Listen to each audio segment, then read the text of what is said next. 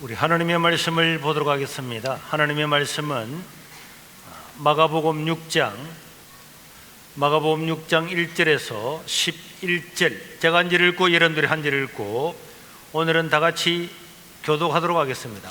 1절에서 10절입니다.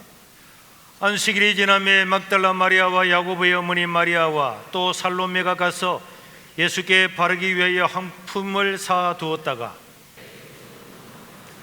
서로 말하되 누가 우리를 위하여 무덤 문에서 돌을 굴려 주리오 하더니 무덤에 들어가서 흰 옷을 입은 한 청년이 우편에 앉은 것을 보고 놀라매 가서 그의 제자들과 베드로에게 이르기를 예수께서 너희보다 먼저 갈릴리로 가시나니 전에 너희에게 말씀하시던 대로 너희가 거기서 배우리라 하는지라. 예수께서 안식후 첫날 이른 아침에 살아나신 후에 전에 7 귀신을 쫓아내어 주신 막달라 마리아에게 먼저 보이시니 마리아가 가서 예수와 함께 하던 사람들이 슬퍼하며 울고 있는 중에 이 일을 알리매 그들은 예수께서 살아나셨다는 것과 마리아에게 보이셨다는 것을 듣고도 믿지 아니하니라. 아멘. 여러분, 오늘은 우리 기독교의 최고의 명절인 무슨 날이게요? 부활절입니다. 여러분, 부활절은 뭐 하는 날입니까? 예수님께서 죽으셨다가 3일 만에 부활하신 날인 줄로 믿으시기를 바랍니다. 여러분, 우리 세상에는 많은 종교가 있죠. 특별히 우리 이 동남아시아에는 유교가 있습니다. 공자님은 유교를 만들었죠. 유교의 핵심은 상강오륜에 있습니다. 여러분, 상강오륜 아시죠? 아들은 아버지를 섬기는 것이 근본이고 신하는 임금을 섬기는 것이 근본이고 아내는 남편을 섬기는 것이 근본이다. 오늘날 이런 말을 했다가는 돌에 맞아 죽을 겁니다. 오륜도 있습니다. 오륜이 똑같은 거죠. 신하는 의가 있어야 되고 아버지와 아들은 친함이 있어야 되고 남편과 아내는 분별이 있는 자라서 같이 막먹을 하면 안 되는 거고 어른과 아이는 다 차례가 있는 것이고 벗과 벗은 믿음이 된다. 이런 것은 그 당시 공자가 살았던 그 시대의 그 당시의 윤리 사회적인 덕목이었습니다. 그러나 이것은 종교가 아닙니다. 여러분들이 구글에 들어가서 상강오륜을 치면은 어떤 학자도 종교라고 하지 않는다라고 단언적으로 이야기를 하고 있습니다. 저는 이 세계로 교회가 옛날에는 김해 지역에 속하다가 부산으로 편입이 됐는데 저의 고향도 김해입니다. 저는 너무 어렵게 자랐기 때문에 신학대학을 가려고 시험을 쳤지만은 등록금을 줄 자가 없었습니다. 그런데 정말 하나님께서는 기적적인 방편으로 주례에 있는 불연사 스님의 도움으로 제가 신학을 하게 되었습니다. 저를 도와주고 등록금을 대주었던 스님이 이 스님이신데 그 주례에서 고신대학까지는 차를 타면 한 30-40분밖에 걸리지 않았습니다. 저는 스님의 도움으로 등록을 하고 입학은 했지만은 갈 곳이 없었습니다. 먹을 데도 없고 잠잘 데도 없고 자취할 돈도 없고 통학은 너무 멀어서 못하고. 그런데 스님을 찾아갔더니 스님이 그러면 우리 절에서 신학을 다니고 그냥 학교를 다니라고. 그래서 주례에 있는 불연사에서 이 하단에 옛날에 에덴 공원이 있었는데 에덴 공원에서 내려서 차를 갈아타고 송도에 있는 고신대학에 가서 공부를 해서 오늘날 제가 목사가 되었습니다. 그런데 제가 스님이 저를 도와주고 스님이 저한테 자비도 주고 등록금도 주고 책값도 주고 다 줄 때 늘 제가 밥을 먹으면서 스님한테 물어봤습니다. 스님, 만약에 오늘 세상을 떠나시면 스님 극락갈 자신이 있었습니까? 극락갈 수가 있겠습니까? 이래 물었더니 스님은 언제나 대답을 하지 않고 그냥 빙그레 웃고 말았습니다. 저는 스님이 원체 돌을 많이 닦았기 때문에 그런 줄 알았어요. 그런데 여러분, 나중에 제가 목사가 되고 난 다음에 불교를 연구를 하면서 놀라운 사실을 깨달았습니다. 왜냐하니까 제가 스님한테 스님, 오늘 세상을 떠나면 극락갈 수가 있겠습니까? 평생을 돌을 닦은 스님한테 물었지만은 스님이 한 번도 당연히 극락까지 이렇게 말하지 않은 이유를 알게 된 겁니다. 여러분, 불교의 창시자는 석가모니죠. 석가모니는 지금의 인도 네팔 지역에서 태어났습니다. 사람이 당하고 있는 108가지의 이런 고민을, 번뇌를 어디서 해결할까? 많은 사람이 출가를 해서 도를 닦았습니다. 이 108가지의 도를 닦아서 인간이 번뇌에서 벗어날 수 있는 길은 없을까? 그래서 석가모니도 29살에 출가를 했는데, 석가모니는 보리서나무 밑에서 6년 만에 35세가 되는 해에 놀라운 걸 깨달았어요. 인간이 가지고 있는 108가지의 번뇌를 벗어날 수 있는 길을 찾은 것입니다. 그래서 그것을 이야기했을 때 사람들은 와, 큰 깨우침을 얻은 어른이구나. 그래서 석가모니를 부처님이라 부릅니다. 이 부처라고 하는 말은 산스크리트어로 그 나라 말로 깨달은 분, 깨달은 선생님 이런 뜻입니다. 얼마나 부처님이 많은 것을 깨달았으면 그의 이름을 그냥 부처님이라고 부를 만큼 많은 것을 깨달았는데, 석가모니는 무엇을 깨달았습니까?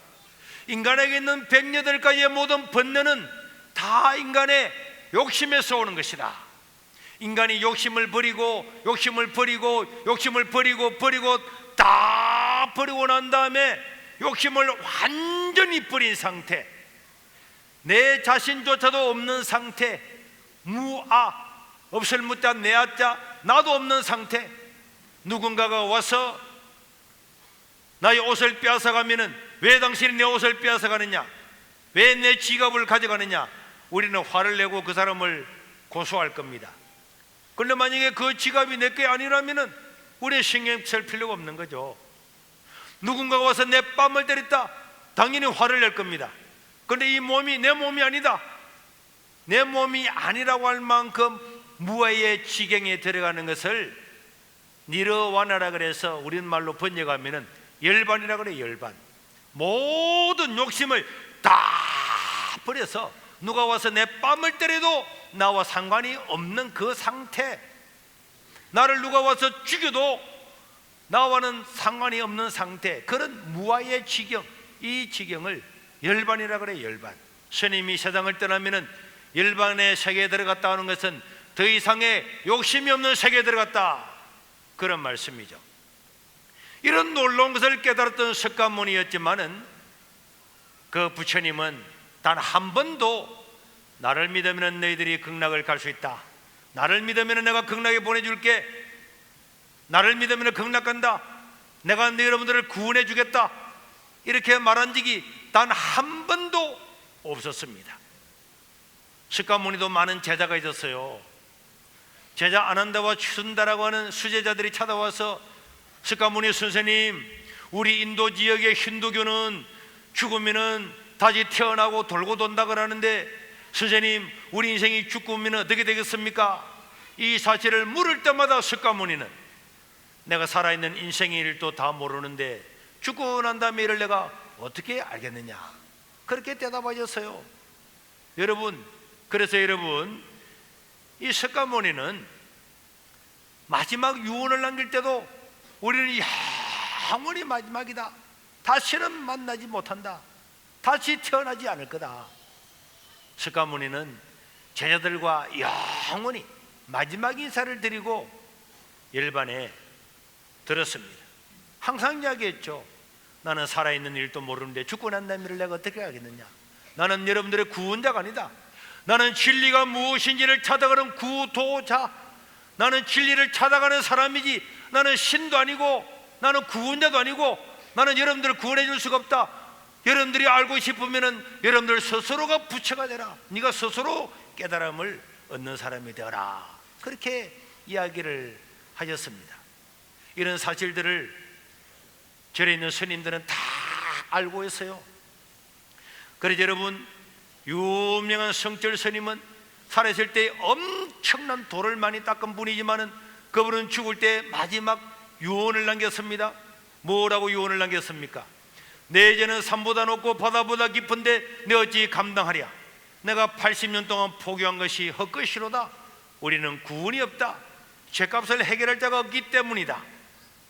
자기 딸이 불필 스님인데 54년 만에 만났어요. 필이야, 내가 잘못했다. 내 인생을 잘못 선택했다. 나는 지옥에 간다. 이런 유언을 남기고 죽으신 분이 성철 스님이었어요. 그래서 제가 우리 교회도 어떤 스님을 어느 성도님이 전도를 해왔습니다. 제가 그분한테 똑같은 이야기를 했더니 그분이 그 자리에서 5분 이야기를 딱 듣더니 아니 목사님 그걸 어떻게 아시냐고. 그래서 그 다음 주에는 자기와 같이 출가했던 친구를 데리고 왔어요. 자기 친구를 데려왔어요. 그 자기 친구를 제가 만나서 그분도 제가 우리 집사람과 같이 앉아서 한 5분 정도 설명했더니 아니 목사님 어떻게 그걸 아시느냐고. 저분도 그 자리에서 예수를 믿기로 작정을 하셨어요. 또 며칠 지나고 났더니 몇 주 지나고 났더니 남자 스님을 또 데려왔어요. 그래서 저 스님도 그래서 그해 12월 19일 날 세례 받을 때에 이 두 스님은 세례 선서를 하고 제가 그들에게 세례를 베풀게 되었습니다. 왜 그렇습니까? 불교는 훌륭한 종교이지만은释迦牟니는 단 한 번도 나를 믿으면 구원을 주겠다, 나를 믿으면 너희들을 열반에 들어가게 해주겠다 그렇게 말한 적이 한 번도 없었어요.释迦牟니는 위대한 사람이지만은 그도 한 인간에 불과했습니다. 여러분들 근데 오늘은 우리가 부활절이잖아요. 부활절이 있는 종교는 기독교밖에 없습니다. 왜 기독교는 부활절이 있을까요? 왜 이 부활절이 최대의 절기일까요? 그리고 오늘 여러분들을 초청해서 같이 함께 예배를 드리는 것은 이 부활절이야말로 우리 인생에게 소망을 주는 날이기 때문에 그런 줄 믿으시기를 바랍니다. 인생에게 희망을 주는 날이기 바로 부활절인 줄 믿으시기를 바랍니다. 여러분 부활절은 기념일이죠. 여러분 3.1절 강복절 이 절은요 실제로 있었던 날을 기념하는 절기입니다. 부활절이 기념일이라고 하는 것은 예수님의 부활이 역사적인 사실이라고 하는 것을 우리에게 보여주고 있는 것입니다. 여러분 보통의 절기는 1년에 한 번씩 다가옵니다. 1년마다 다가오는 거죠. 그런데 여러분 이 예수님의 부활절은 너무나 놀라운 사실이었기 때문에 로마 시대 때부터 로마가 기독교를 다 영접하고 예수를 다 믿고 난 다음부터 이 부활절은요 매 주일마다 예수님이 부활하신 날마다 모여서 하나님께 예배를 드렸어요.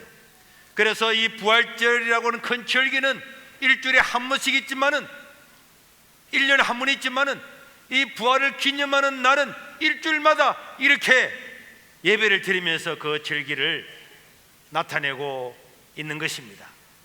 여러분 만약에 예수님의 부활이 거짓말이다, 예수님이 살아난 것이 거짓말이다고 누군가가 증명을 한다면 기독교는 금방 없어져 버리고 말입니다. 기독교는 사라져 버리고 말입니다.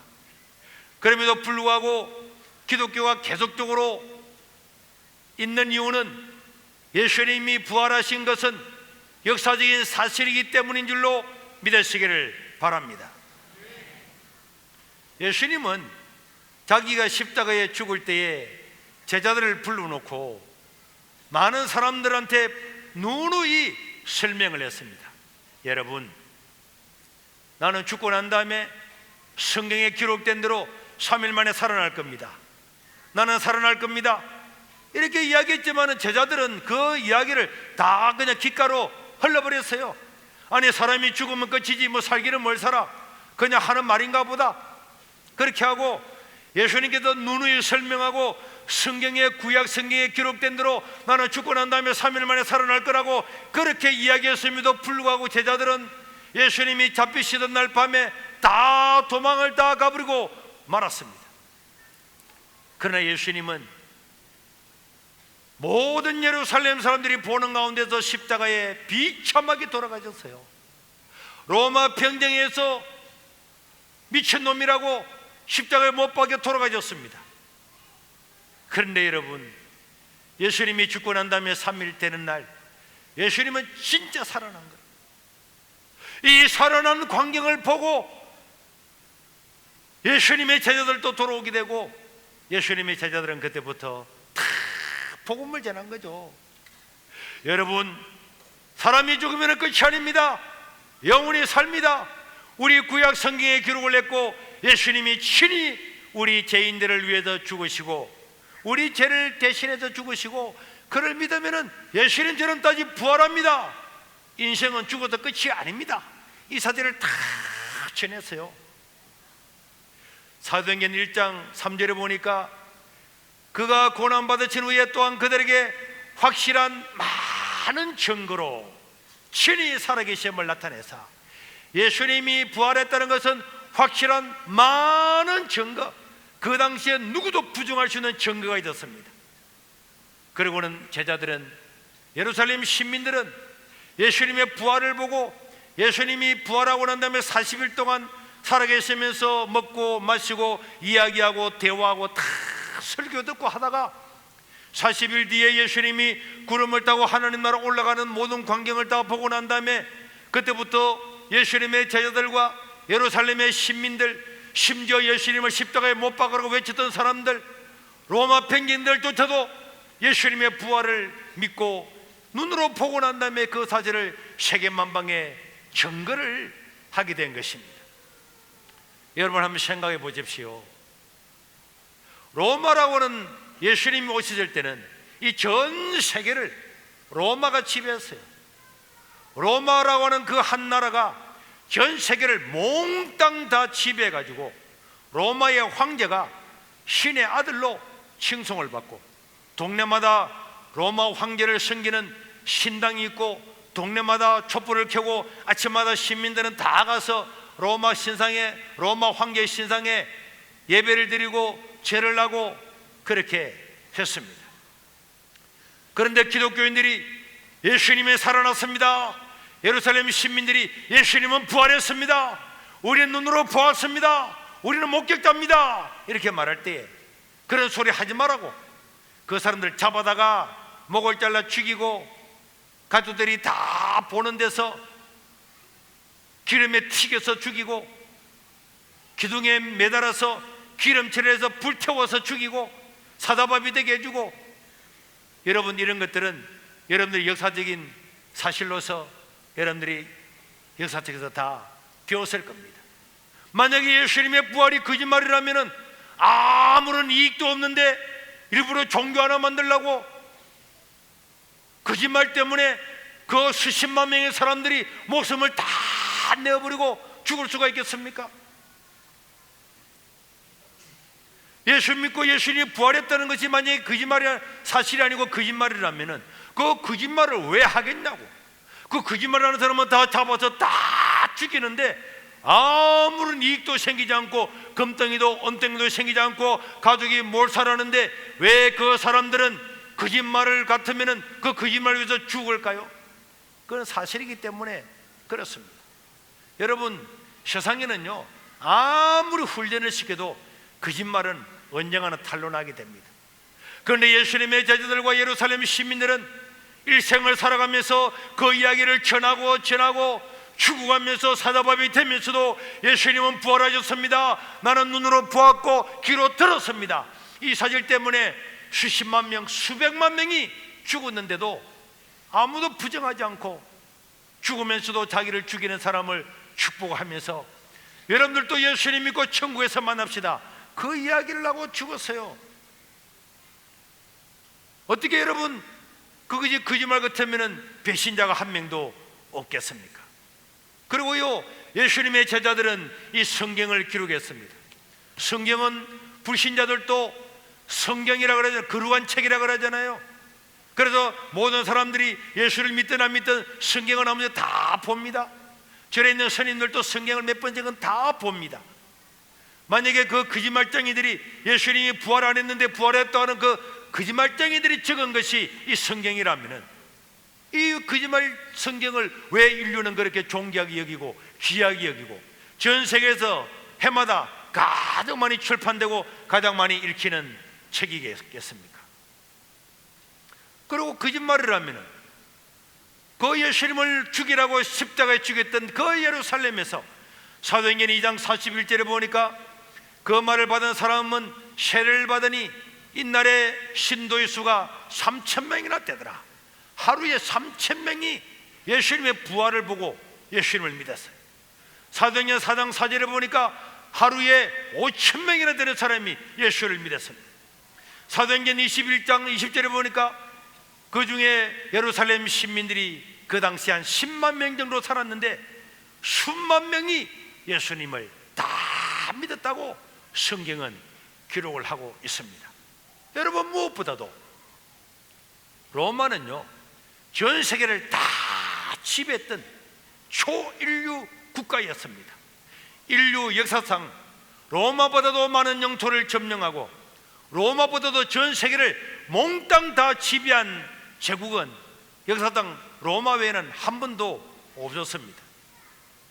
그런데 로마 제국은요, 자기들이 예수님을 미친놈이라고 십자가에 못 박아 죽였는데, 예수님이 부활하신 그 광경을 보고는 로마 황제부터 백성들이 예수님을 다 믿었습니다. 여러분, 예수님은 로마 나라 사람이 아니라고 말했죠. 예수님은 이스라엘 나라 사람입니다.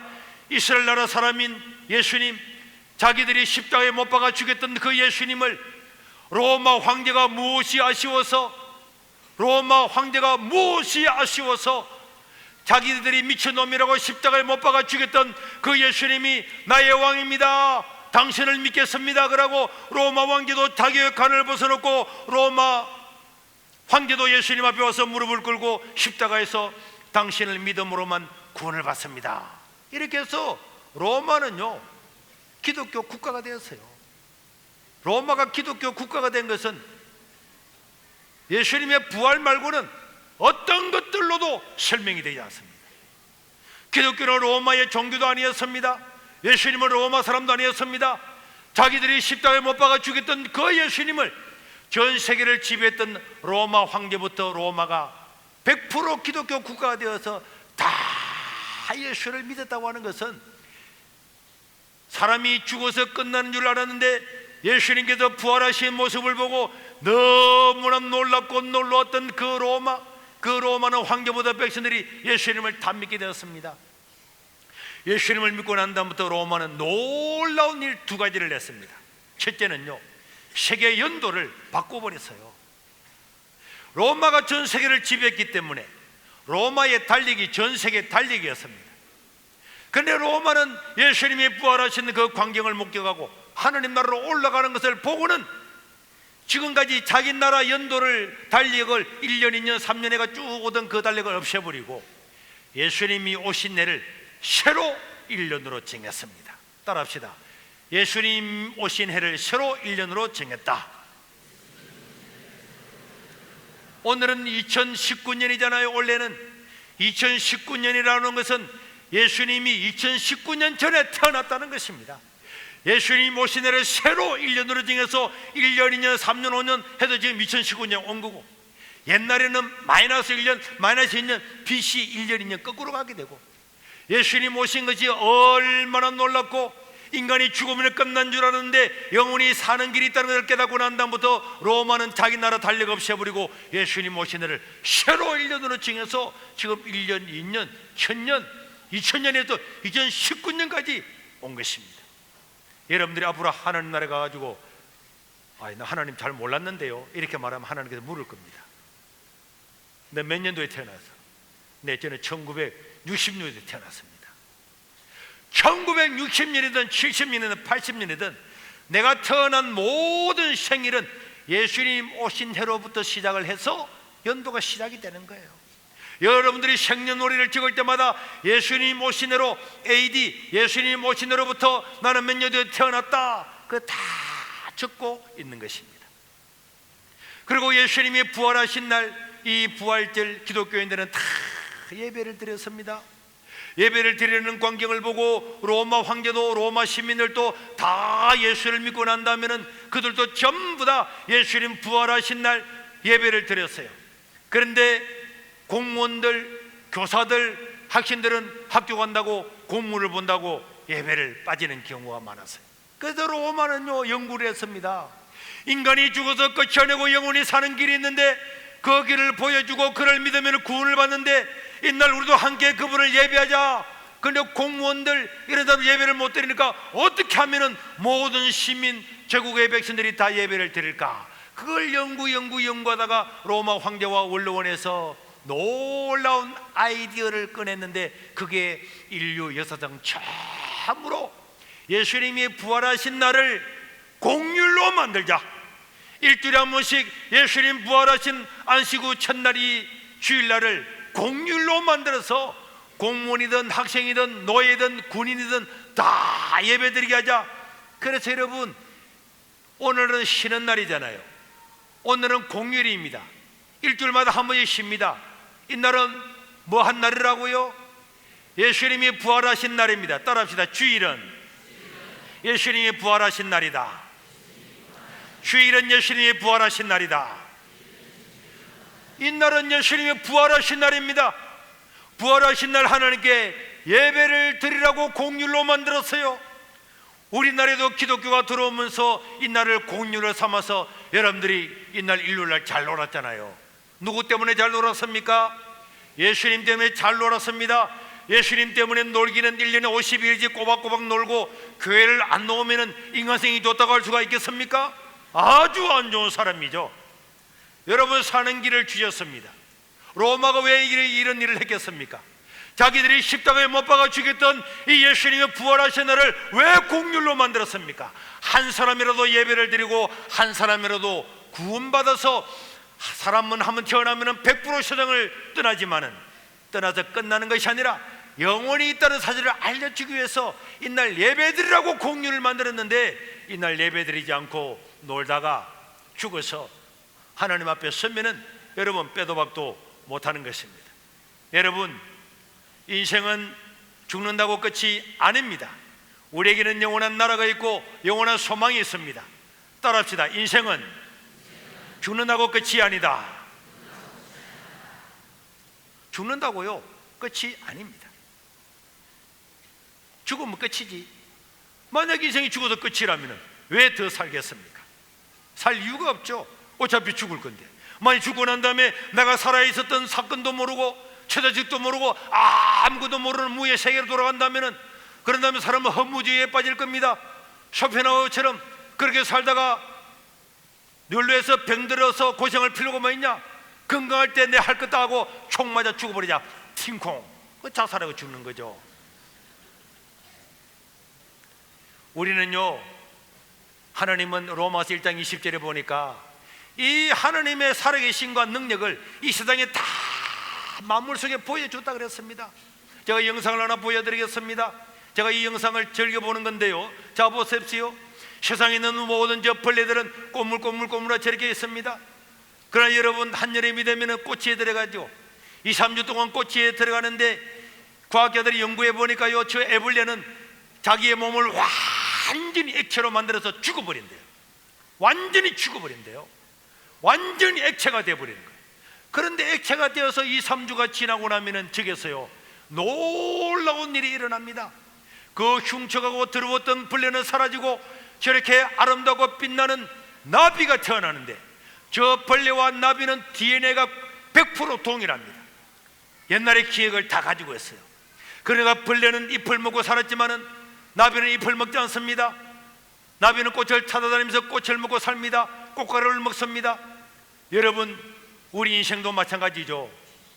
저 벌레 한 마리도 잎을 물고 이 세상에도 흉쪽에 살아가다가 완전히 죽음을 깨치고 난 다음에는 다시 태어나서 나비가 되어서 벌레가 먹던 잎을 먹는 것이 아니고 땅에 기어다니는 것이 아니고 똑같은 DNA를 가지고 유전자를 가지고 살아가면서도 꽃을 먹고 날라서 자유롭게 날아가는 것처럼, 이렇게 민물 하나도 하나님께서 그렇게 만들었는데 하물며 우리 인생이 죽어도 끝이라면은 그거는요, 마귀한테 속는 것입니다.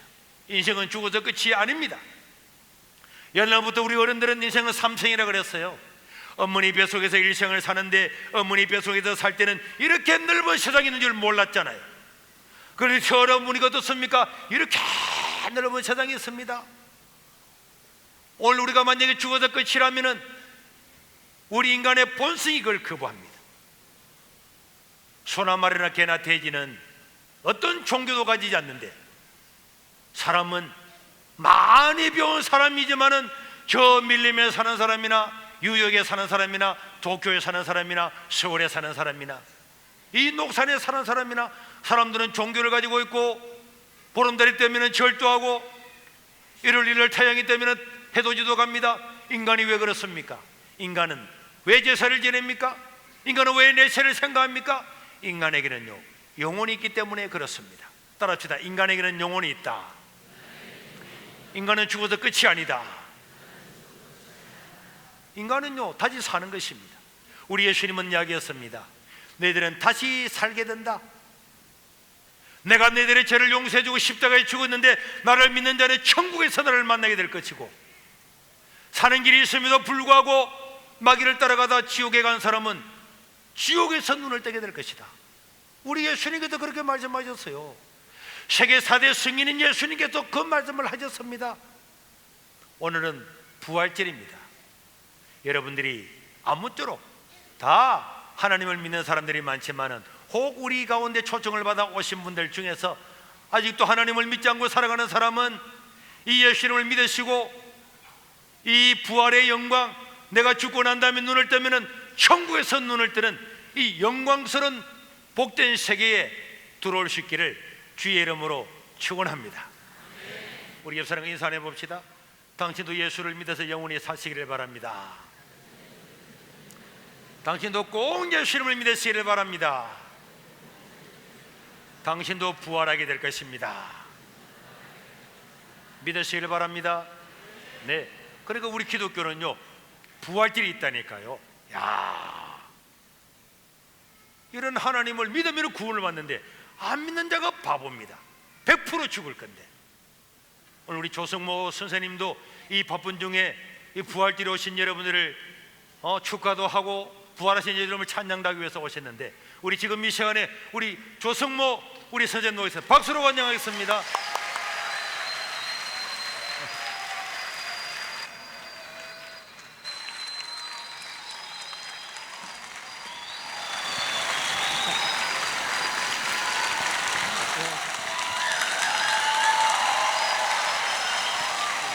저희 악보 좀 부탁드리겠습니다. 네. 안녕하세요, 조성모입니다. 반갑습니다.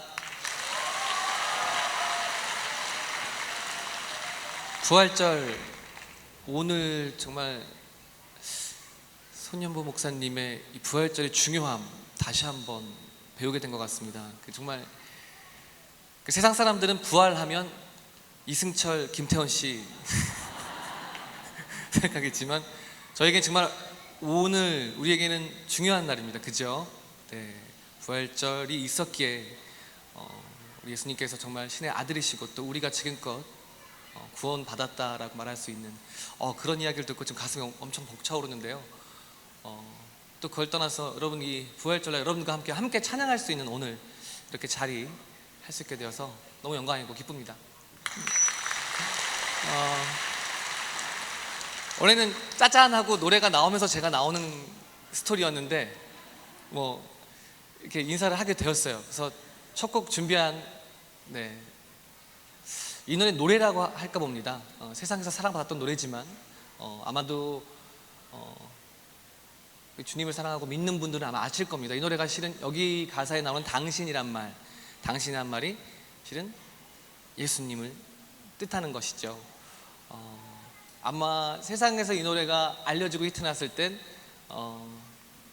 믿음을 모르시는 분들, 예수 그리스도 이름을 모르시는 분들은 아마 사랑하는 사람을 저렇게 슬프게 그리워하면서 노래를 불렀겠구나 아마 했었을 텐데요. 우리는 알고 있습니다. 이 노래가 성가거든요. 시인과 촌장의 하덕크 선배님께서 믿음으로 거듭나시고 쓰신 곡인데 가시나무 첫 곡으로 올려드리겠습니다.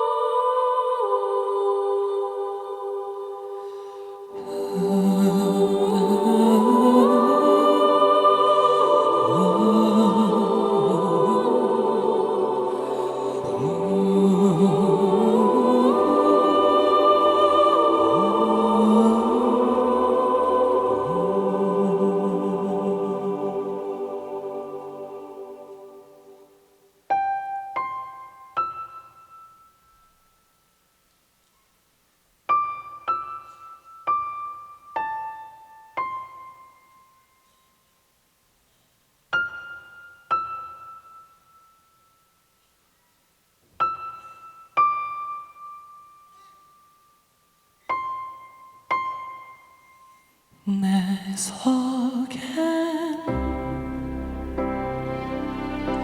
내가 너무도 많아.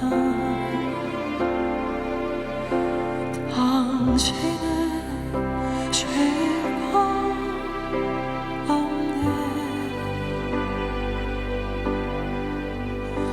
내 속엔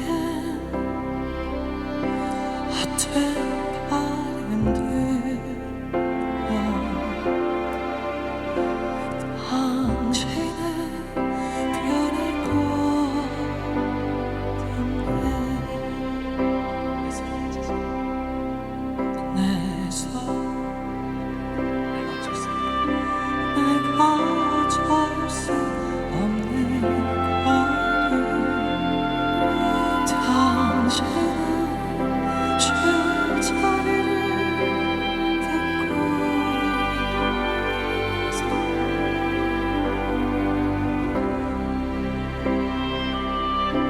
내가 이길 수 없는 슬픔, 무서운 가시 나를 속았네. 바람만 불면 그 외로움까지 서로 부닥이며 울어대고 쉴 곳을 찾아 지쳐가고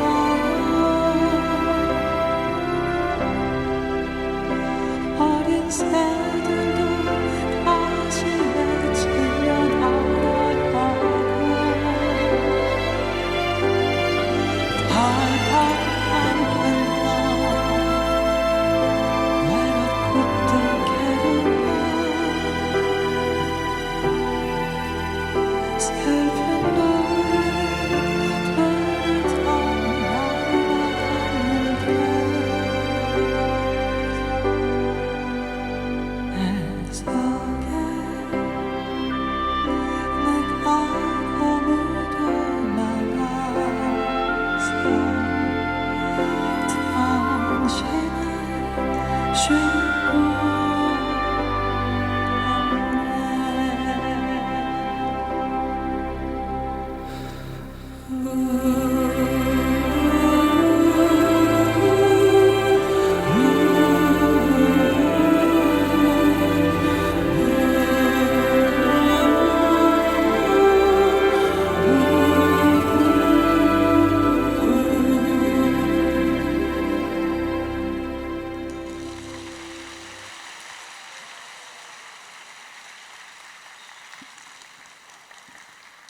이 노래를 많지도 않죠.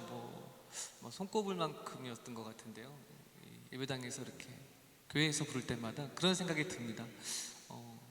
정말 이 노래만큼은 정말 불러야 할 곳에서 부르는구나라는 그런 생각이 드는데요. 제가 이 예배당에 딱 들어서자마자 은혜를 받았습니다, 여러분. 왠지 아세요?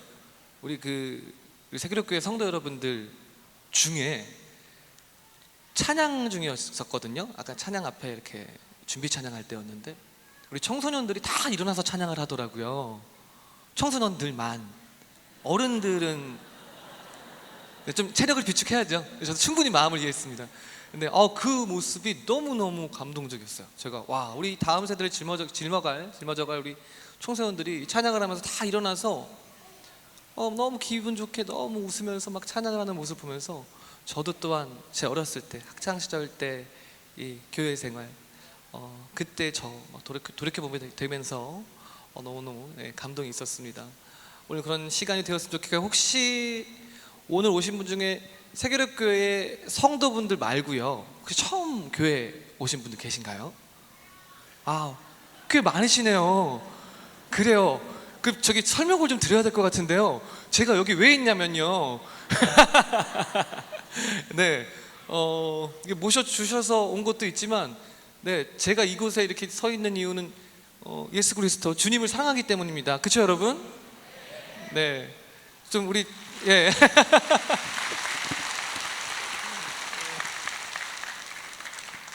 먼저 우리 그 믿음의 선배분들은 네, 앞서가신 선배분들은 좀 이럴 때 아멘 좀 같이 좀 해주세요. 네. 그래야 좀 제가 네, 지금 이게 신뢰가 좀 신뢰가 가는 말 아니겠습니까? 네.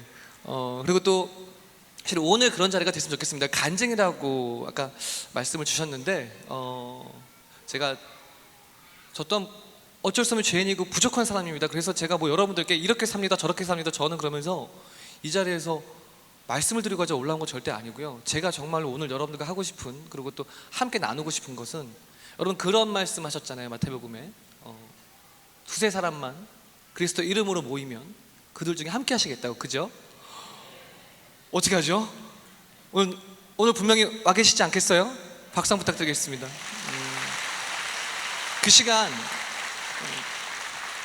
우리 주님 모시고 함께 찬양하고 또 우리 교제하는 시간 되었으면 좋겠고요. 또 우리 처음 오신 분들께는 그분을 반갑게 만날 수 있도록 안내하는 그런 깊은 시간이 되었으면 좋겠습니다. 아까 우리 청소년들 얘기했지만 정말 싱그러운 요즘도 봄이지 않습니까? 좋은 봄입니다. 정말 그쵸? 오는 길에도 여러분 그쵸? 이제 봄꽃들이 막 피어나고 있더라고요. 그래서 그런지 여러분 오늘 이 자리도 그렇고 여러분들이 만남 마주치고 있는 이 순간도 그렇고요. 그리고 또 오늘 아침에 먹은 예배를 준비하면서 먹은 바나나 한 조각, 초코우유 하나, 예전과 좀 다르게 느껴지는 것 같습니다. 그게 믿음을 갖게 된 이 전과 이후에 저희 변한 것 같은데요. 믿음이 깊어지기 전, 주님을 깊이 생각하기 전엔 그 초코우유 하나, 바나나 우유 하나가 그냥 아침에 때우는 식사였다면 이젠 그런 생각이 듭니다. 이걸 먹고 난 힘을 내어서 주님을 찬양할 수 있고 또 이 자리를 여러분과 함께 할 수 있고, 지나다가 맛있는 음식을 만나요. 맛집을. 그럼 예전에는 그랬죠. 누구한테 좀 얘기 좀 해줘야 되겠다. 맛있네 여기. 행운이네. 근데 요즘엔 그럽니다. 나 수고했다고 주님 맛있는 거 선사해 주셨구나. 예전엔 그냥 지나치던 일이었습니다. 우리의 일상이에요. 어떻게 보면 그저 그런 일상일 수 있습니다. 뭐 아내와 아들과 함께 밖에 나와서 외식을 합니다. 아니면 어디에 뭐 키즈 카페라든지 뭐 아쿠아리움이라든지 뭐 공원이라든지 놀러 갑니다.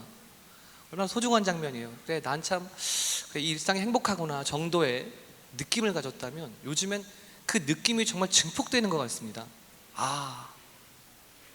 이 정말 소중한 장면, 정말 세상에서 가장 못이 중한디라고 말할 수 있는 이 장면, 나에게 선물로 선사해 주셨구나.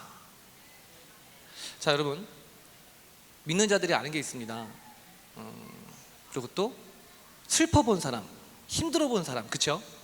그리고 또 그래서 주님을 만난 사람은 정말로 가슴 깊이 아는 게 있습니다. 저도 그 중에 한 명인데요. 일상에 소중한 것 같습니다. 특별한 날에 뭐 좋은 날이다가 아니라 무탈한 날, 아무 일 없는 날이 얼마나 축복받은 날인지 우린 왜?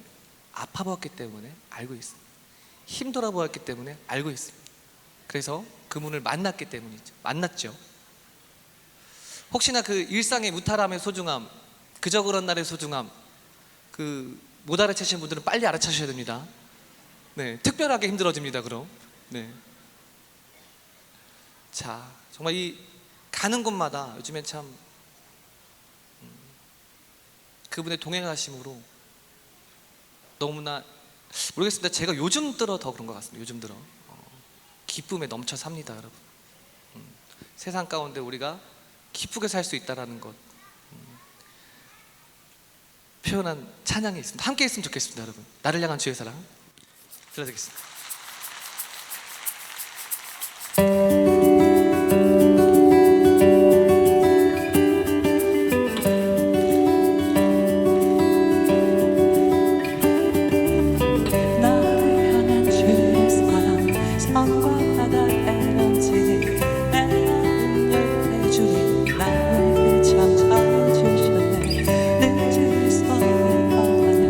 나의 손을 뻗들고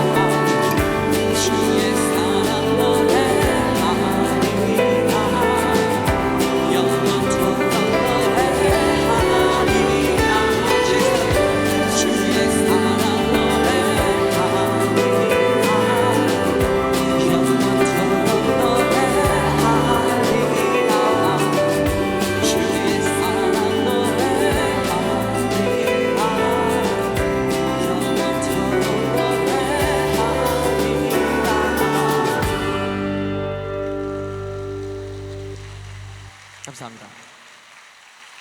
이게 함께 부활절에 만나 여러분 이렇게 함께 찬양하니까 너무 좋네요. 네, 그래서 준비한 노래, 이 노래는 제가 오늘 아까도 잠깐 여쭤봤지만 오늘 처음 교회에 발을 들이신 분들을 위해 준비한 노래입니다. 여러분 혹시 그 2004년이었나요? 그때 방영된 드라마 파리 연인의 그 대사, 애기야 가자라는 대사 기억하시나요? 네, 그때 왜 말을 못하냐, 약간 뭔가 맞아떨어지지 않아요 여러분? 우리가 크리스찬인 거 왜 말을 못하냐, 믿는 사람인 거 왜 말을 못하냐, 그러면서 마지막에 애기야 가자. 우리 애기들이잖아요, 그렇죠? 우리 하나님께 여러분들 애기인 거 아시죠?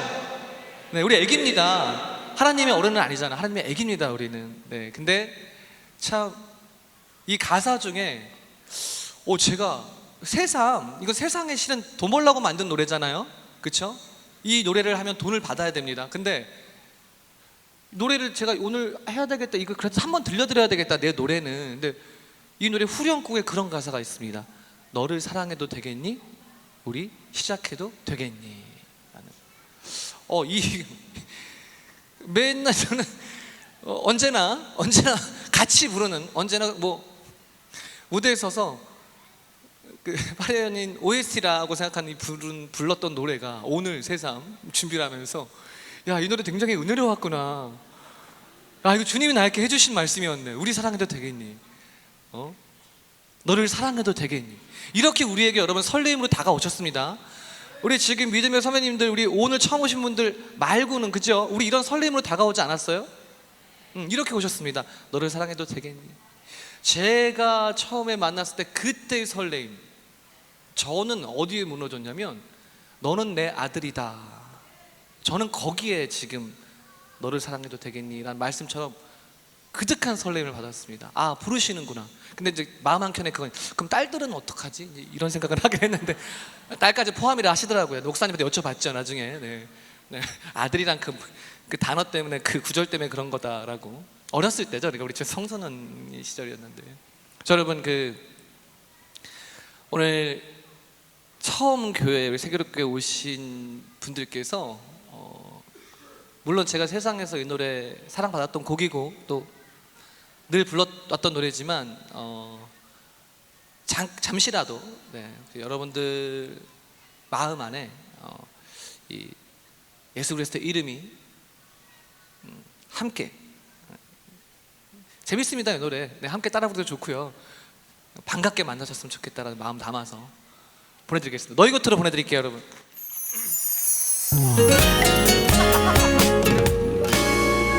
자 여러분, 애기야 하면 가자 하시면 돼요. 애기야!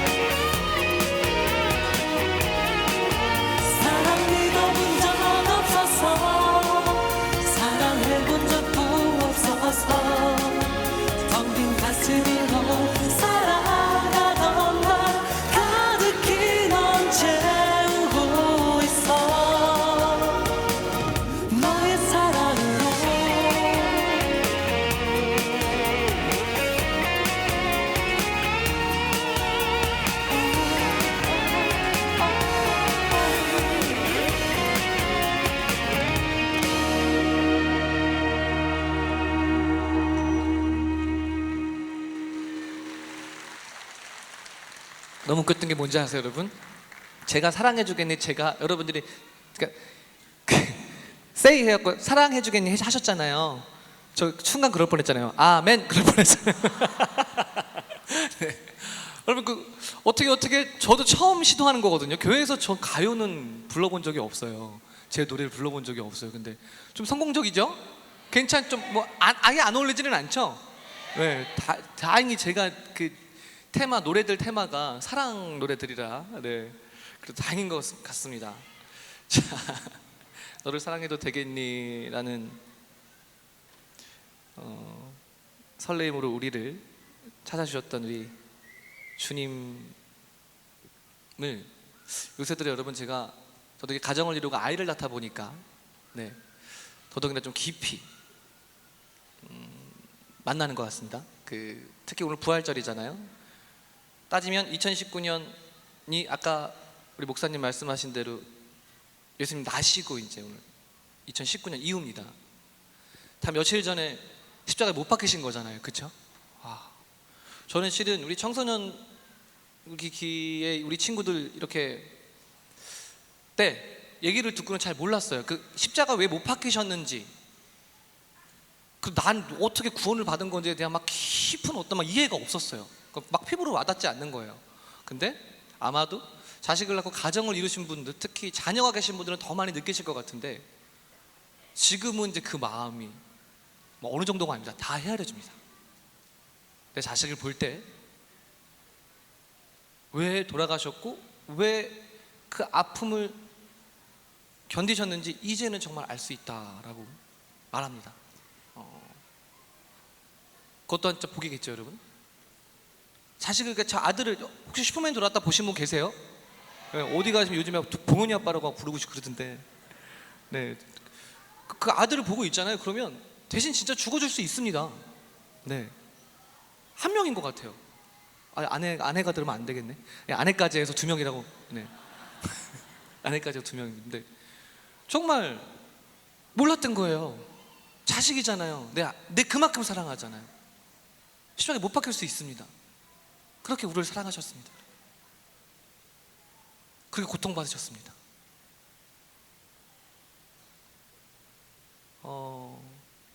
그런데도 그분은 조롱당하셨습니다. 외면당하셨습니다. 얼마나 눈물이 납니까? 저도 여러분 참 예전에 CF 한 편을 잘못 찍어서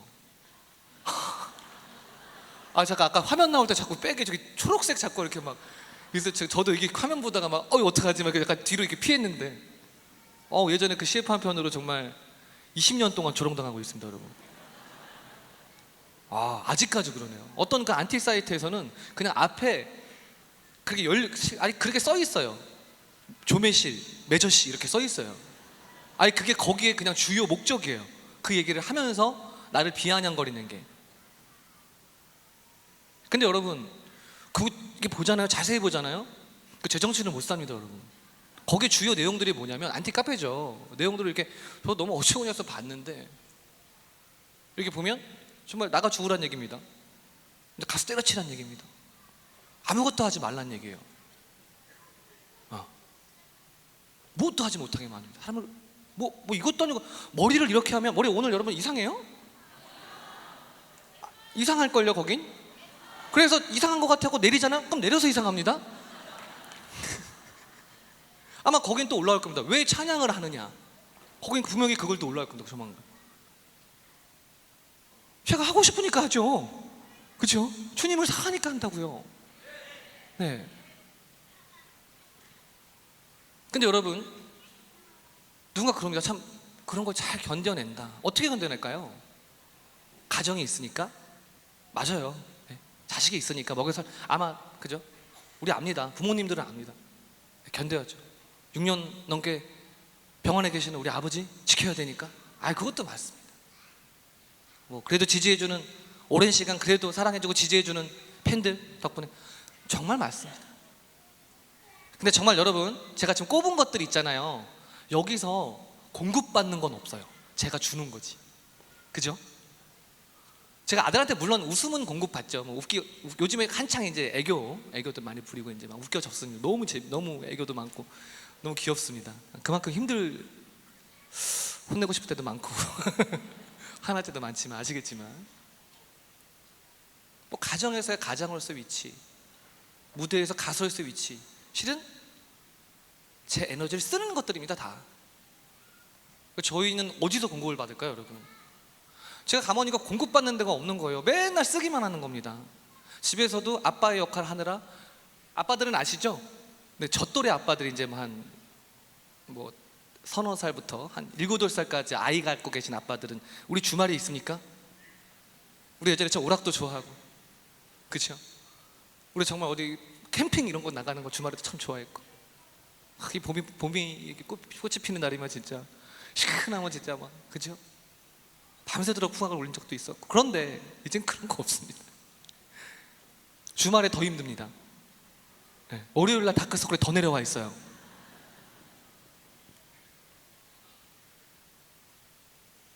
어느 날 제가 그걸 체킹한 이후에, 그리고 너무 지쳐있는 날 저 체킹한 이후에, 맞다, 내가 어디서 공급을 받고 있나 라고 생각해 봤더니 여기였습니다. 예배 자리였습니다. 여러분, 공급받는 것이 없어요. 여러분, 누군가의 뭔가 저희가 주려면 가진 걸 주는 거잖아요, 그렇죠? 주머니 있어야 줍니다. 가진 걸 줄 수 있습니다. 가진 게 없었던 거예요. 계속 쓰기만 합니다. 가진 게 없는데. 그럼 사람이 어떻게 돼요? 번아웃 되고요, 그렇죠? 지쳐가고, 스트레스, 건강도 해칠 거고요, 괜한 분노심도 생기고요, 비교식도 생기고. 왜? 약해지니까. 마음도 약해지죠. 지쳐가니까. 이 모든 것들을 채우십니다. 제 공급원입니다. 여기가 우리 여기의 공급원입니다. 그분을 사랑하면 할수록 공급을 받습니다. 힘을 얻습니다. 조롱을 받아도 견디게 하는, 저는 때로는 그래요, 여러분. 이 믿음이 다름이 아니라 구명줄 같습니다. 망망대해를 수영으로 만약에 건넌다 했을 때, 뭐 풍랑이 막 일었을 때는 힘들겠죠, 그렇죠? 잔잔할 때는 모릅니다. 그냥 수영을 웬만하게, 또 이게 부산 지역, 그죠? 이 창원저 이쪽에 또 바다가 인근에 있으니까 수영들 거의 대부분 하시잖아요, 그죠? 바다 수영 저희는 진짜 접할 일이 없죠. 저희는 수영장에서밖에 할 일이 없어요. 잔잔할 땐 막 하시더라고요. 저도 부산 친구가 있는데 바다 수영은 막 고개 계속 내밀고 수영하더라고요. 구명줄 없어도 됩니다. 그때는 잔잔한 파도, 삶에 잔잔한 특별할 일 없이 무탈했을 때. 근데 하지만 풍랑입니다. 삶에 어떻게 여러분 풍랑이 없습니까? 잔잔할 일만이 없습니다. 잔잔하기만 하지 않습니다. 그때 딱 내 옆에 구명줄이 하나 있더라고요. 제가 왜 이런 말씀을 드리냐면, 최근에 있던 일입니다. 최근에 있던 마음이기 때문에, 야, 내가 정말 교회 안 다니고 예배 자리에 안 나와 있고 내가 믿음으로서 무장되지 않았더라면 난 정말 무너졌겠구나. 그래서 저는 오늘 정말 저의 믿음, 저에게 주님은 구명줄이시다라는 말씀. 그러니까 혹시 여러분 그냥 멀리 찾지 마시고, 혹시 살다가 내가 뭔가 이렇게 좀 위태롭다, 뭐 이렇게 왜 이런 내 삶에 이런 좀 산란한 지경에 뭔가 이렇게 갑자기 상황이 벌어지지라고 생각하시면, 뭐 여러 생각하실 필요가 없을 것 같습니다. 그냥 바로 옆에 언제나 만날 수 있는, 너를 사랑해도 되겠니? 라고 저희 곁에 늘 함께 동행하시는 주님의 손을 꼭 잡으시기 바라겠습니다. 자, 이 마음을, 여러분이 벅차는 이 사랑과 마음을 어떻게 표현할까요? 정말 이 노래, 제가 여러분 지금 찬양 앨범을 막 만드는 중이에요. 지금 들려드리는 이 찬양들이 다 실은 앨범도 아직 안 나온 겁니다. 그러니까 제가 원래는 노래하는 가수가 이 악보를 이렇게 놓고 하면 좀 애매한 건데, 가사도 외우기 전에 여러분들은 앨범이 발매가 되기도 전에 지금 이 노래들을, 찬양들을 들으시는 겁니다. 지금 이 찬양들은 실은 새로운 것들은 아니고요, 저희 세대, 제가 참 많이 은혜 받았던 찬양들, 리메이크한 것들인데요, 찬양들인데, 이 노래 진짜 함께 요번 그 찬양 앨범의 타이틀곡이기도 하고요, 함께 여러분들과 나눠봤으면 좋겠습니다. 좀 이 가사들을, 그분을 생각하면서 좀 가만히 음미해 보시면서 함께 찬양하면 어떨까라는 바람이 생깁니다. 장미 보내드릴게요.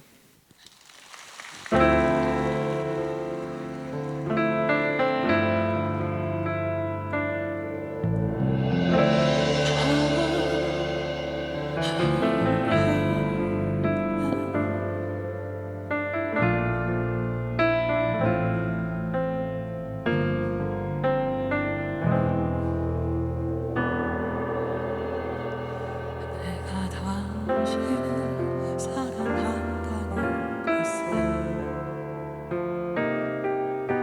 무슨 말로 설명할 수 있을까요?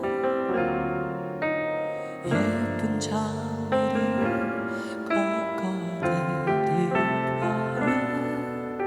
그것으로도 부족한 것 같아요. 내가 당신을 사랑하는 것을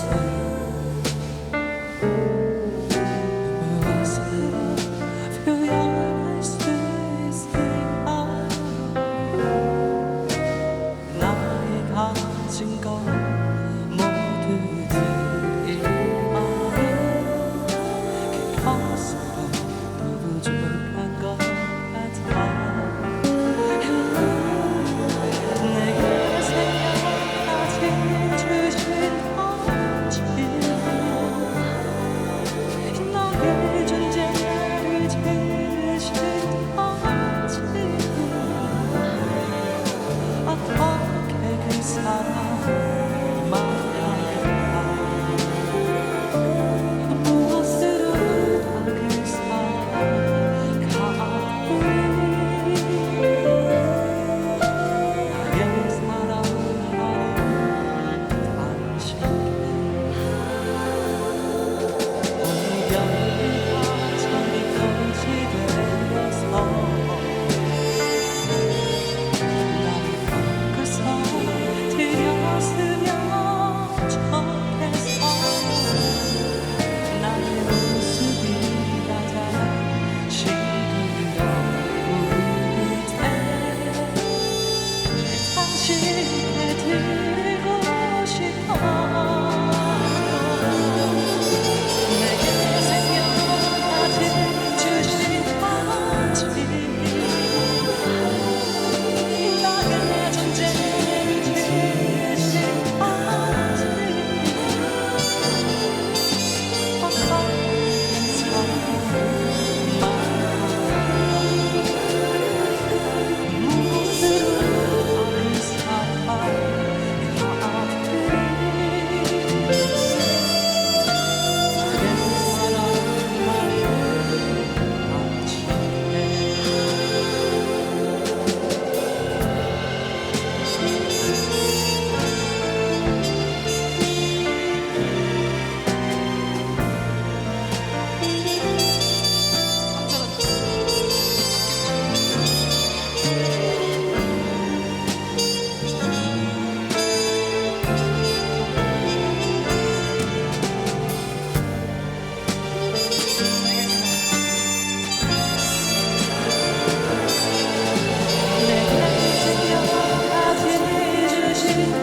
당신께 내게 생명까지 주신 건지 나의 존재를 지으신 건지 어떤 그 사랑을 말할까? 무엇으로 그 사랑을 갚으리? 나의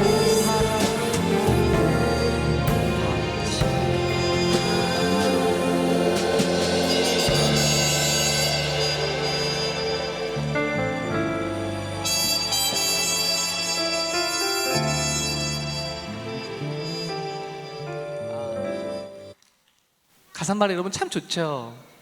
네, 정말 싱그러울 그때 주님께 드리고 싶은 그것. 근데 물론 이 앞에 청소년들이 있지만 나는 싱그러운 나이가 이미 지난 것 같긴 한데 그 생각을 좀 해보긴 했습니다. 근데 여러분 그 싱그러움이란 건 그분이 생각하시는, 주님이 생각하시는 그 싱그러움이 과연 나 어렸을 때 한창 깨물고 다닐 때 그땐가 생각했는데 꼭 그것이 아니라 지금 주님을 생각하는 그 마음이 싱그러움, 그 싱그러움을 말하는 것이겠다.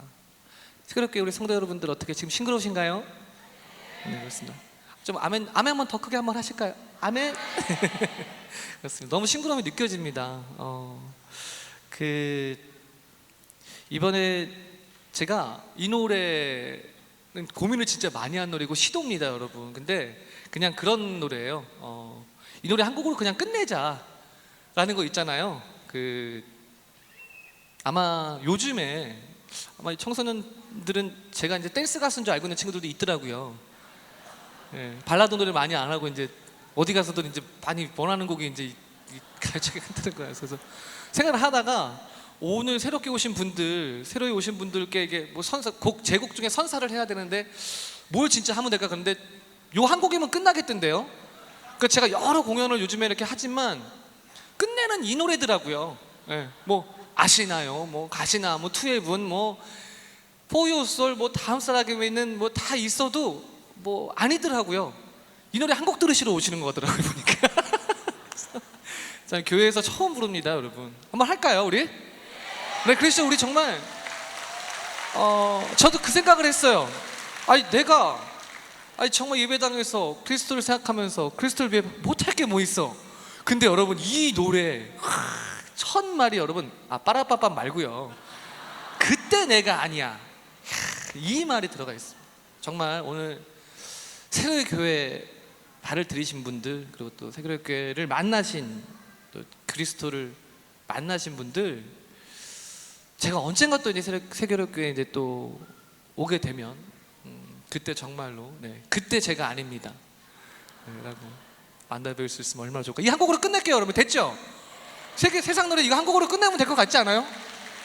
이 노래는 조금 원래 요 다음 노래도 좀 이제 빠른 노래니까 기왕하시는 김에 일어서서 함께 하시는 것도 재밌을 것 같습니다. 네, 기왕이면. 네, 좋아요. 줘요. 가요 자켓 갖고 왔어요. 여러분 하려면 제대로 해야지. 그렇잖아. 하려면 한 곡인데 하려면 그렇잖아요. 자,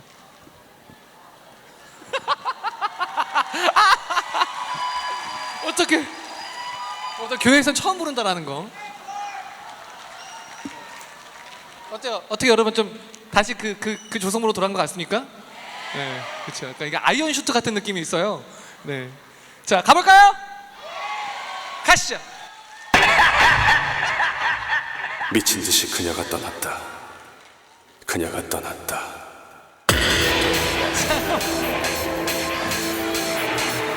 자, 준비되셨나요? 준비됐나? 자, 박수로 살짝 하시겠습니다.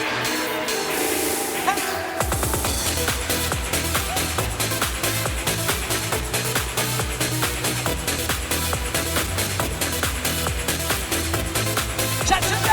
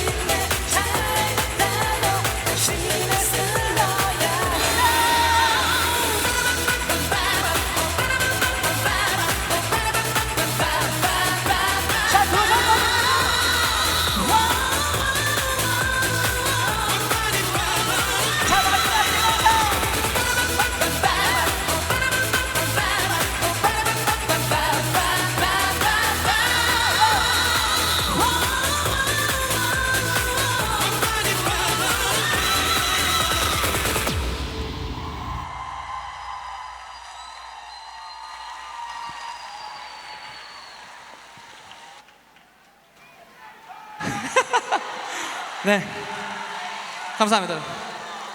아, 참. 교회에서 여러분 이게 아까 찍으신 건 제가 봤는데 개인 소장하세요. 교회에서 다짐. 아니 근데 이게 교회에서 다짐을 또 하니까 또 은혜가 또 오네요. 뭐 예전에 나 상처 주고 떠났던 그래 내가 맞아 믿음으로 또 이겨냈었어 막 이러면서 잔인한 너에겐 후회뿐이야 막 이러면 그래 다 주님이 그때 다 살려주신 거야 막 같이 이게 왜 해석이 여기서는 달라지네요. 자 여러분 신나게 노셨나요? 근데 이 세상 노래 다짐 말고도 우리가 주님을 찬양하는 곡들 중에도 정말 여러분 신나게 그분을 환호하며 박수치며 춤추며 찬양할 수 있는 곡들이 있습니다. 끝곡 나왔어요. 이제 끝곡이에요 여러분. 원래 다짐하면 끝곡인데 원래 어디 가든 다짐하면 그냥 엔딩이라고 보면 되거든요. 근데 한 곡을 더 준비했습니다. 이 노래 이 찬양 함께 하심으로 일단 제가 부탁받은 시간은 오늘 마무리할게요. 근데 앵콜을 이제 또 주시면 또 갈 수도 있습니다. 이 노래도 같이 여러분 끝곡이거든요. 이제 일어나셔서 주님 우리 기쁨으로 함께 찬양하면서 마무리했으면 좋겠습니다. 주 예수의 이름 높이세라는 곡이거든요. 주 예수의 이름 높이고 오늘 이 자리 마무리하고 싶습니다. 여러분 제가 말씀드리고 싶은 건 전 세교회교회 이 예배를 준비하면서 여러분 정말 몇 날 며칠 밤을 좀 생색 좀 낼게요. 샜습니다. 급하게 앨범을 마무리하고 이 새 노래들을 좀 들려드리고 싶어갖고 이 반가운 벅참 첫 인사를 여러분들과 함께하게 돼서 너무 감사했고요. 다음번에 저를 이제 배울 땐 믿음의 형제지 뭐 같이 믿으니까 보다는 저는 그냥 제가 준비한 기간이 있어서 그런지 세계롭교를 두고 기도하고 그러니까 좀 같은 교회 성도로 형제로 대해주시기 바라겠습니다. 어디 가셔서 우리 교회 조성모 다녀라고 하시면 됩니다. 이제 감사합니다. 자 주 예수의 이름 함께 높이시면서 이 자리 마무리하겠습니다.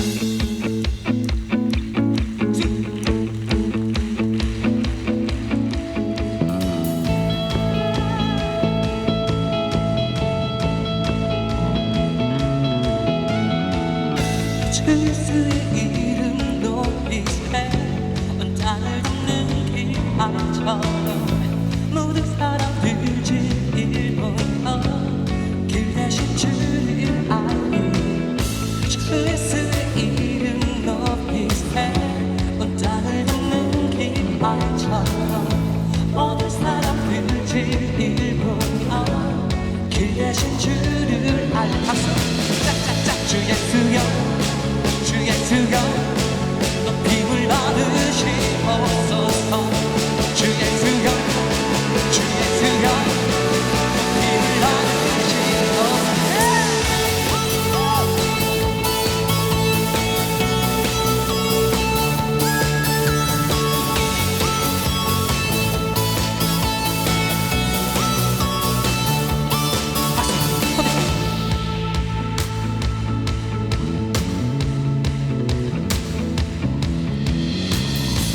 예수의 이름 높이세 원장을 덮는 길만처럼 모든 사람들 제일 먼저 길 대신 주를 알고 주 예수의 이름 높이세 원장을 덮는 길만처럼 모든 사람들 제일 먼저 길 대신 주를 알고 주 예수여 주 예수여 높임을 받으시옵소서 주 예수여 주 예수여 높임을 받으시옵소서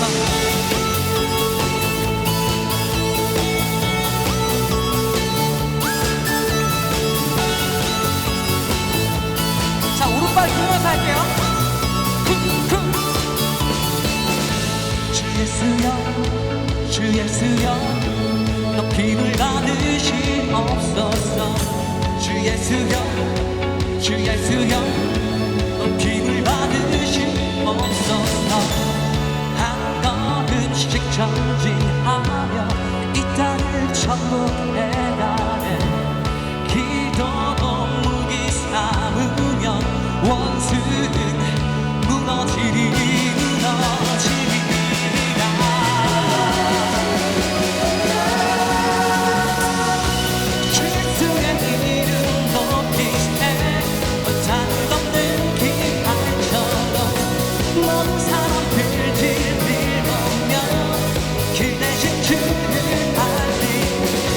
주 예수의 이름 높이세 땅을 덮는 깃발처럼 모든 사람들 진리를 보며 길 대신 주를 알리 주 예수여 주 예수여 높임을 받으시옵소서 주 예수여 주 예수여 높임을 받으시옵소서 주 예수여 주 예수여 높임을 받으시옵소서 주 예수여 주 예수여 높임을 받으시옵소서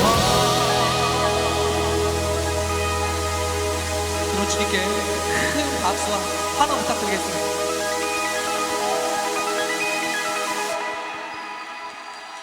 감사합니다. 감사합니다. 우리 세교력교회 같은 성도로서 제가 갖고 있는 바램을 이 찬양에 함께 담아 여러분과 나누고 싶습니다. 성령의 충만함 그리고 또 삶의 모든 것들이 주님의 힘으로 가득 채워지시는 우리 세교력교회 성도 여러분들 되시길 바라며 또 배울 날 고대하겠습니다. 여러분 감사했습니다. 행복했습니다. 아베스의 기도 함께해요 여러분.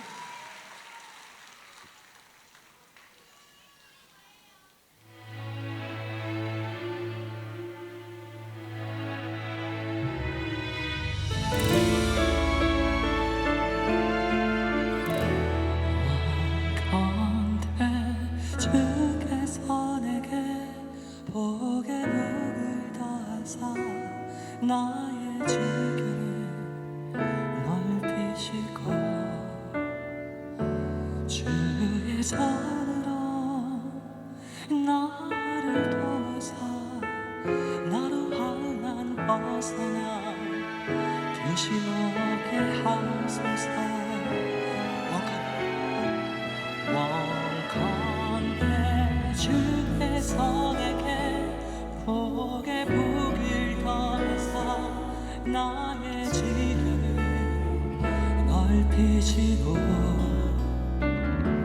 주의 손으로 나를 도우사 나로 환난 벗어나 근심 없게 하소서 성령의 충만을 가득히 부어주소서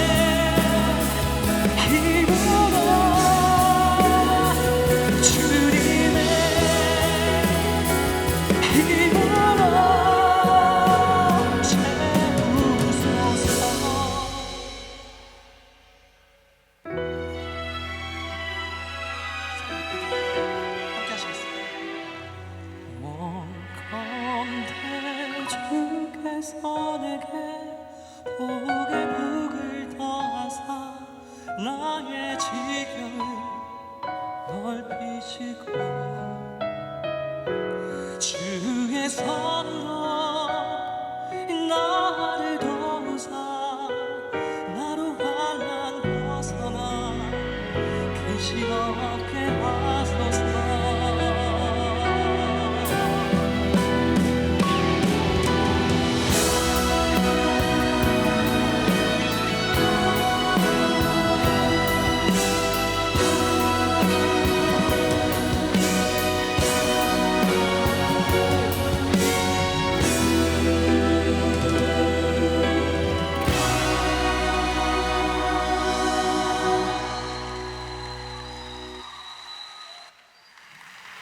광고 드리겠습니다.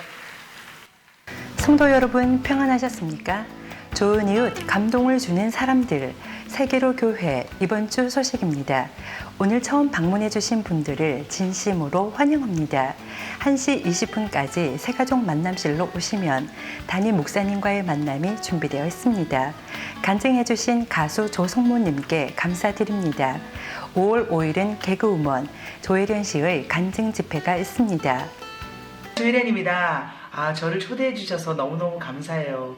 저도 여러분을 뵐 걸 생각하니까 진짜 잠을 못 잘 정도입니다. 저와의 데이트 여러분 많이 많이 오시기 바랍니다. 초대도 많이 하시고요. 여러분 기대하셔도 좋습니다. 우리 빨리 만나요. 이웃을 초청하시는 기회 되시기 바랍니다.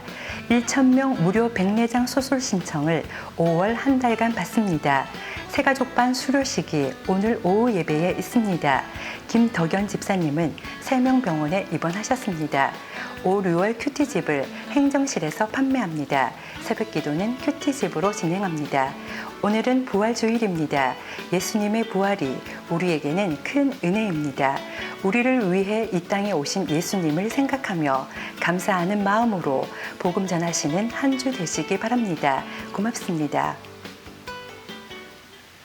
저희 교회에서 항상 5월달이 되면은 매년 1,000명씩 무료로 백내장 수술을 공짜로 해드립니다. 여러분들 아직 이제 팜플렛은 다음 주에 놓을 건데 주변 이웃들에게 교회로 연락을 하셔서 신청을 하시고 자기가 원하는 병원에 가서 수술을 하시면은 통장에다가 여러분들 수술비를 입금을 해드립니다. 여러분들 본인이 아니더라도 전국에 어떤 누구든지 상관이 없으니까 우리 교회에 연락을 하셔서 도움을 입으시기를 바랍니다. 오늘 우리 부활절날 여러분 참석하신 여러분들이 감사를 드리고 또 우리의 죄를 용서해 주시고 부활하신 우리 예수님께 영광의 박수를 올려드리겠습니다. 자, 저를 따라하시기를 바랍니다. 예수님은 부활하셨습니다. 예수님은 부활하셨습니다. 당신도 믿으면 영원히 삽니다. 믿습니까? 제가 축복기도 드리고 낮예배를 마치는데 저희 교회는 매주일 교회에서 여러분들의 식사를 제공을 다 합니다. 1년 오늘 하루만 구역별로 식사를 준비해 왔거든요. 어디에 모이라는 것을 여러분들이 다 통지를 받으셨을 겁니다. 우리 기도를 끝나고 나면은 우리 연로하신 분들 먼저 나가고 난 다음에 찬양 한 곡 드리고 어르신들 나가고 난 다음에 우리 천천히 나가셔서 식사 자리로 이동을 하도록 하겠습니다. 제가 먼저 여러분들을 위해서 기도하겠습니다. 자비로우신 우리 하나님 아버지, 오늘 부활절날 저희 교회를 방문한 모든 사람들을 축복하여 주시고 인생은 한번 태어나서 100% 세상을 떠나지만은 죽음이 끝이 아닙니다. 벌레 한 마리도 죽음이 끝이 아니고 새로운 인생을 사는데 하물며 우리 인간이겠습니까? 오늘 우리 예수님께서 우리 죄를 위해 십자가에 돌아가시고 3일 만에 부활하신 날, 이날을 기념하는 부활절을 지킵니다. 하나님이 영광을 받아주시고 여기에 참석한 모든 자들을 축복하여 주시옵소서. 이제는 우리 주 예수 그리스도의 은혜와 우리 하나님 아버지의 무궁하신 사랑과 성령 하나님의 감동하심으로 이들이 다 예수 믿고 구원받기를 원하는 이들과 이들을 이 자리에 초청한 모든 주의 백성들 머리 위에 영원토록 함께 있을지어다. 아멘.